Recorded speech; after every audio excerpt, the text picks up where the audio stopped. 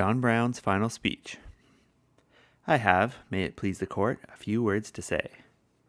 In the first place, I deny everything but what I have all along admitted, of a design on my part to free slaves.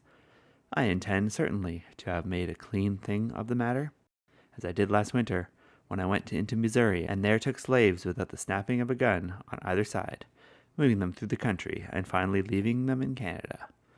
I designed to have done the same thing again on a larger scale. That was all I intended. I did not intend murder, or treason, or the destruction of property, or to incite slaves to rebellion, or to make insurrection. I have another objection, and that it is unjust that I should suffer such a penalty. Had I interfered in the matter, in which I admit has been fairly proved, for I admire the truthfulness and candor of the greater portion of the witnesses who have testified in this case, had I so interfered in behalf of the rich, the powerful, the intelligent, the so-called great, or in behalf of any of their friends, either father, mother, brother, sister, wife, or children, or any of that class, and suffered in sacrifice what I have in this interference, would have been all right. Every man in this court would have deemed it an act worthy of reward rather than punishment. This court acknowledges, too, as I suppose, the validity of the law of God.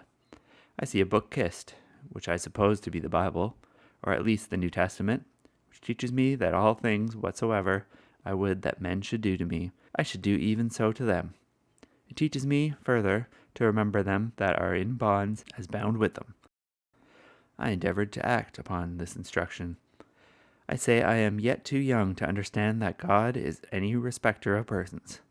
I believe that to have interfered as I have done, as I have always freely admitted I have done, in behalf of his despised poor, I did not wrong but right. Now, if it is deemed necessary that I should forfeit my life for the furtherance of the ends of justice, and mingle my blood further with the blood of my children, with the blood of millions in this slave country, whose rights are disregarded by wicked, cruel, and unjust enactments, I say let it be done. Let me say one word further. I feel entirely satisfied with the treatment I have received on my trial. Considering all the circumstances, it has been more generous than I expected. But I feel no consciousness of guilt.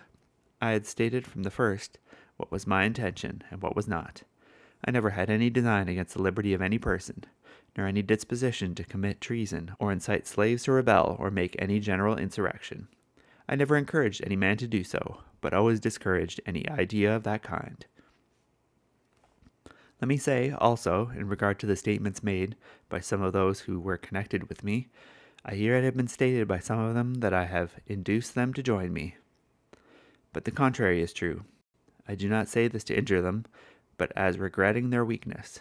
Not one but joined me of his own accord, and the greater part at his own expense. A number of them I never saw, and never had a word of conversation with, till the day they came to me, and that was for the purpose I have stated. Now I have done.